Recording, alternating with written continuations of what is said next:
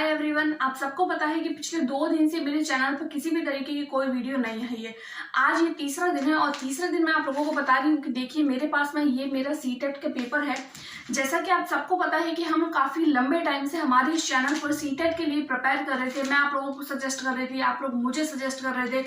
तो फाइनली अभी जो मेरे पास में ये पेपर है वो पेपर 1 है। वैसे तो हम लोगों ने मैंने बीट कर रखा है, मैं आप लोगों को पहले भी बता चुकी हूँ कि मैंने बीट कर रखा है। मैं पेपर 2 के लिए एलिजिबल हूँ। पेपर 1 के लिए वैसे भी अभी हाई कोर्ट सुप्रीम कोर्ट ने हम लोगों को जो है वो प्राइमरी से बाहर कर दिया है, लेकिन फॉर्म मैं भर चुकी थी, इसलिए सोचा कि क्यों ना मैं भी फॉर्म जब भरा हुआ है, फीस भरी हुई है, हम गए हुए हैं पेपर देने के लिए, तो क्यों ना पेपर 1 और पेपर 2 दोनों दे दिए जाए। तो फिर ये पेपर जो है मैं आप लोगों को बताने वाली हूँ।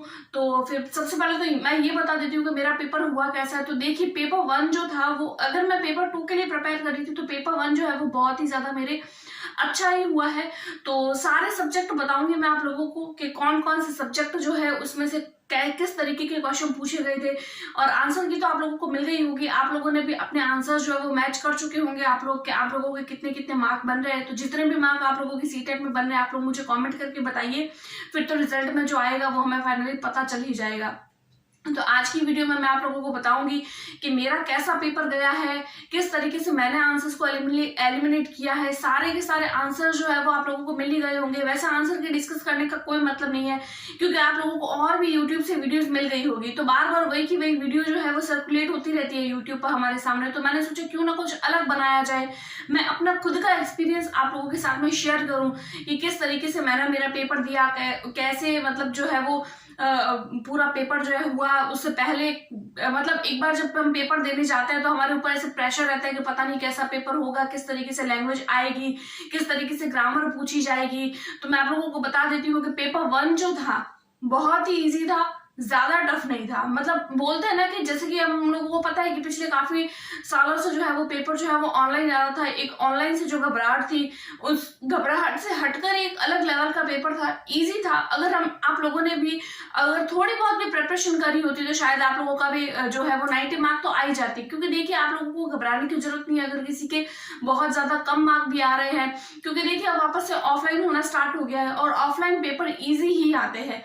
इस वीडियो के बाद में मैं आप लोगों के साथ में पेपर 2 को भी शेयर करूंगी, उसका पेपर कैसा आया है मैं अपने रिव्यू दूंगी। आप भी कमेंट बॉक्स में अपने रिव्यू दीजिएगा। तो चलिए बिना किसी देरी के हम पेपर की ओर बढ़ते हैं। देखिए ये है मेरा पेपर 1 है ये। अभी मैं आप लोगों को अपने पेपर 1 का रिव्यू जो है वो देने वाली हूँ। तो देखिए ये मुझे जो है वो पेपर सही मिला था, ये मेरी सारी इन्फॉर्मेशन है यहाँ पे जो मैंने भरी थी। उसके बाद में देखिए सबसे पहले जो है वो साइकोलॉजी के क्वेश्चन है। साइकोलॉजी के क्वेश्चन जो है वो देखिए भले ही इतने बड़े बड़े दे रखे हैं, क्वेश्चन भी काफ़ी बड़ा है, ऑप्शन भी काफ़ी बड़ा है। सब क्वेश्चन में आप देखिए कुछ क्वेश्चन जो है वो एजर्शन और रीज़न वाले भी थे। भले ये पेपर जो है वो हम लोगों को लेंथी लग रहा था, इस तरीके से लग रहा था कि पता नहीं कैसा आएगा पेपर, लेकिन जब मैंने क्वेश्चन देखे हिंदी में इंग्लिश में दोनों साइड से देखे तो मुझे एकदम सही लगा पेपर। साइकोलॉजी के क्वेश्चन जो है वो भले ही बहुत ही ज़्यादा बड़े थे और मतलब भले इस तरीके से थे कि हम एक बार के देख के पेपर को डर जाए, लेकिन पेपर जो है वो आप यही मानिए कि मॉडरेट था, ज़्यादा टफ नहीं था। अगर आप लोगों ने थोड़ी सी भी प्रिपरेशन करी होती तो शायद आपका भी अच्छे मार्क आ जाते, और अगर आप लोगों ने मैंने जो ट्रिक्स बताई है उसकी बेसिस पर भी अगर आप लोगों ने एलिमिनेट किया होता तो भी आपके अच्छे मार्क ही आएंगे अगर आप लोगों ने भी सीटेट का पेपर दिया है। देखिए हर टॉपिक में से आए हैं क्वेश्चन, जैसे कि ये देखिए सबसे पहला जो है वो हमारी थिंकिंग में से क्वेश्चन आया है। सेकंड जो है वो क्वेश्चन जो मोटिवेशन में से आया है। थर्ड क्वेश्चन वो एजर्शन और इस तरीके से आया है विकास वाले टॉपिक में से। और ये जो क्वेश्चन है वो भी एज से रिगार्डिंग क्वेश्चन है। नेक्स्ट जो है वो केरल गिलीगन। देखिए केरल गिलीगन वाला टॉपिक मैं आप लोगों को बताऊं तो मैंने नहीं पढ़ा था, मुझे इसका आइडिया नहीं था कि ये टॉपिक जो है वो आने वाला है, फिर भी पता नहीं कैसे आ गया। अधिगम के लिए आकलन जो सबसे ज़्यादा पूछे जाते हैं, ये भी मैंने अपने चैनल पर आप लोगों को बताया था अगर आप लोग मेरे चैनल से जुड़े हुए हैं पहले से। शैशव अवस्था सामाजिकरण में से भी क्वेश्चन जो है वो हर साल आता है, इस बार भी आया था।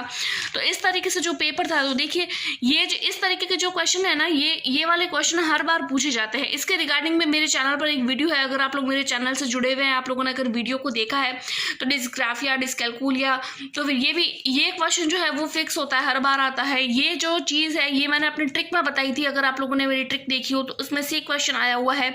उसके बाद में आता है समावेशी वाला। देखिए इस तरीके के जो क्वेश्चन होते हैं जो मतलब पहले ऑप्शन दे दिए जाते हैं, उसके बाद में फिर से ऑप्शन दे दिए जाते हैं, फिर हमें एलिमिनेट करना होता है। वैसे देखने में ये टफ होता है, लेकिन ये बहुत ही ज़्यादा ईजी होते हैं।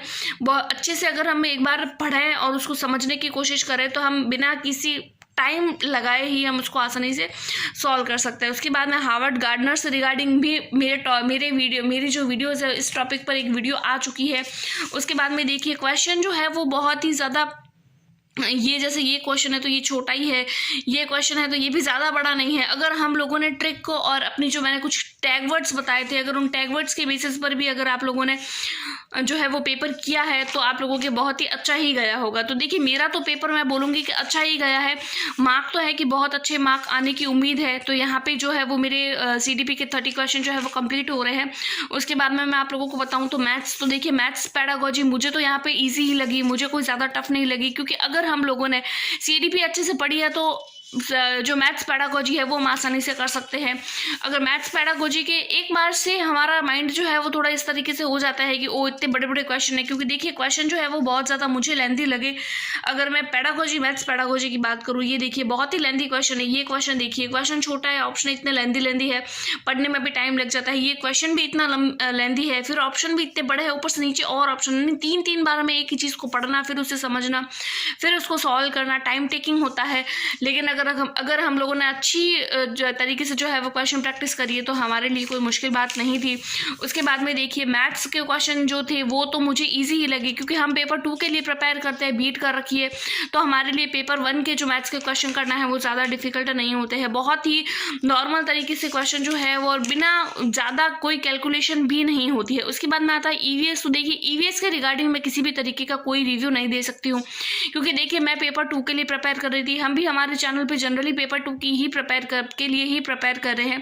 पेपर 1 के लिए मैंने जो EVS है वो बहुत कम पढ़ी थी। बस मैंने 3rd, 4th और 5th की जो NCERT की बुक है उसमें से सिर्फ एक बार जो है वो रीडिंग किया था, उसके बेसिस पर ही मैंने EVS के क्वेश्चन किए हैं। बाकी EVS की पेडागोजी जो होती है वो तो नॉर्मली होती है, वो मैंने ऐसे ही देख ली थी, तो वो तो मुझसे हो गए थे, उसके क्वेश्चन मुझसे बन गए थे। लेकिन जो EVS के जो मेन क्वेश्चन होते हैं, जो GK टाइप के होते हैं, वो मुझसे थोड़े मुश्किल से हो रहे थे, तो उनमें मैंने हल्का फुल्का तुक्का लगाया है। जैसे कि देखिए ये जो क्वेश्चन है वो साइंस से रिगार्डिंग है, तो ये क्वेश्चन मुझसे नहीं हुआ, और ये वाला क्वेश्चन जो है इसमें भी मैंने तुक्का ही लगाया था, इस क्वेश्चन में भी मैंने तुक्का लगाया था। तो इन 3 क्वेश्चन में तो EVS में मैंने तुक्का लगाया था।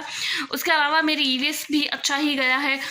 और उसके बाद में देखिए हम आगे चलते हैं, तो फिर मैं यही कहूँगी कि साइंस से रिगार्डिंग और EVS दोनों को मिक्सअप था, और पेडागोजी तो हम आसानी से कर ही लेते हैं। उसके बाद में लैंग्वेज फर्स्ट इंग्लिश जो मैंने नहीं ली थी, तो फिर इस पोर्शन को मैंने नहीं किया है। उसके बाद में हम आगे देखते हैं, तो देखिए भाषा 1 जो है वो मेरी हिंदी थी, तो देखिए ये हिंदी है। हिंदी का पैसेज तो इतना इजी था कि मतलब आप अगर नहीं भी, बिल्कुल भी अगर आप लोगों ने पैसेज की प्रैक्टिस नहीं करी है तो भी आप पैसेज को आसानी से ही सॉल्व कर पा रहे थे।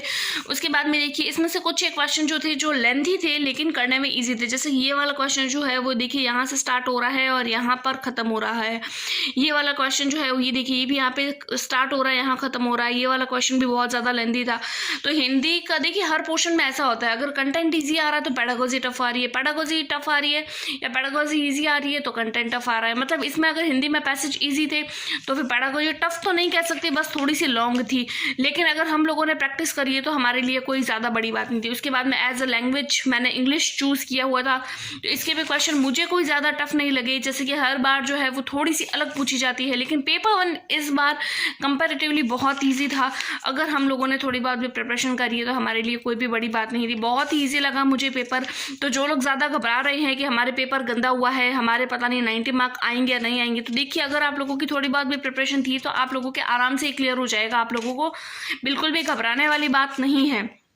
तो यहीं से देखिए हमारा जो है वो लैंग्वेज ये वाला पोर्शन, हाँ जी देखिए ये यहाँ पे हमारा जो है वो इंग्लिश कंप्लीट हो रहा है। तो इस तरीके से 5 जो है वो सब्जेक्ट हमारे कंप्लीट होते हैं। आगे ये वो उनके लिए है जो हिंदी सेकंड जिन लोगों ने लैंग्वेज चूज़ करी थी, तो वो हमारे नहीं थी। तो इस तरीके से मेरे हिसाब से तो पेपर जो था वो मॉडरेट था, ईजी ही मानूंगी मैं एक तरीके से, मुझे ज़्यादा टफ नहीं लगा पेपर। और आप लोगों को कैसा लगा तो आप अपने रिव्यू जो है मुझे कॉमेंट बॉक्स में ज़रूर दीजिए। आई होप सो आपको मेरी वीडियो पसंद आई होगी। नेक्स्ट वीडियो में मैं आप लोगों के साथ में पेपर 2 डिस्कस करूंगी, जिसमें मैं अपने खुद के जो व्यूज है, अपने खुद के जो एक्सपीरियंस है पेपर 2 को लेकर, कैसा मुझे पेपर लगा, क्योंकि मैंने खुद ने ये पेपर दिया है तो फिर मुझे ज्यादा पता है कि मेरा पेपर कैसा गया है, पेपर किस लेवल का आया है, किस तरीके से क्वेश्चन जो है वो पूछे गए हैं। तो मिलते हैं अगली वीडियो में, तब तक के लिए टेक केयर, बाय बाय।